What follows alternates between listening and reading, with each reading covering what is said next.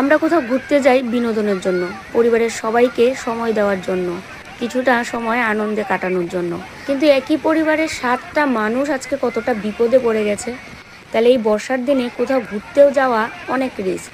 আর এখানে সবাই চাইছে ওদের বাঁচাতে, কিন্তু লাস্ট পর্যন্ত ঠিক কী হয় পুরো ভিডিওটা দেখলেই তোমরা বুঝতে পারবে। মানে এই ঘটনাটা দেখলে গা শুধু শিউরে উঠছে বারবার, যে কতটা পরিমাণে বিপদে পড়ে গেছে সবাই।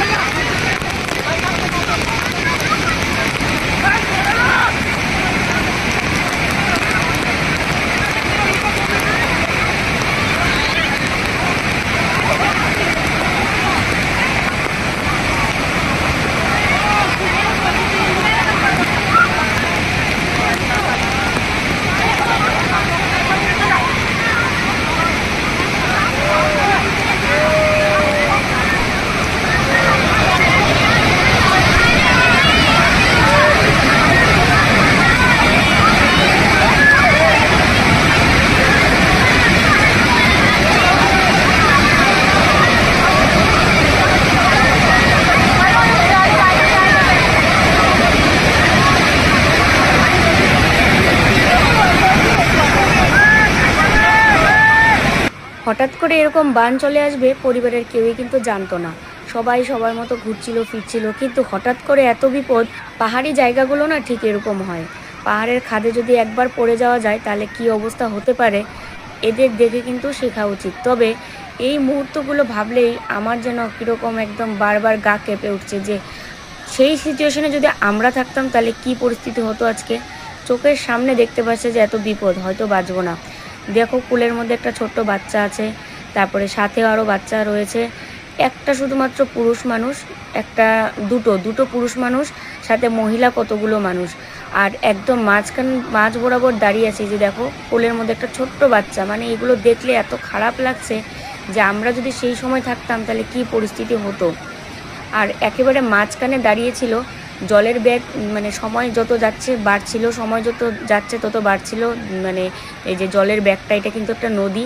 আর আমরা সবাই জানি যে পাহাড় থেকে কিন্তু নদীর সৃষ্টি।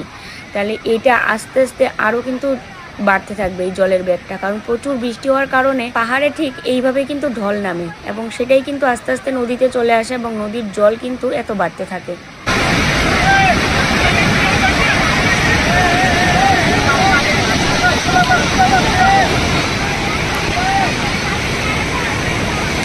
कोई भी बहुत तकलीफ होगी।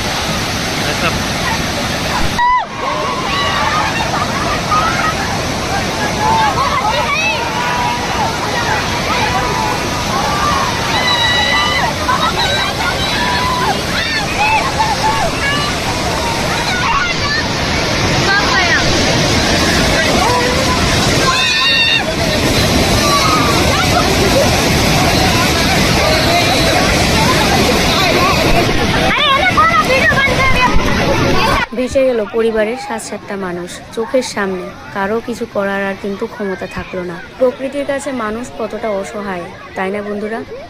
এমন পরিস্থিতি যেন কারো কোনোদিন না আসে। ভগবান সবার মঙ্গল করুন। জানি না তারপরে কি হলো আর।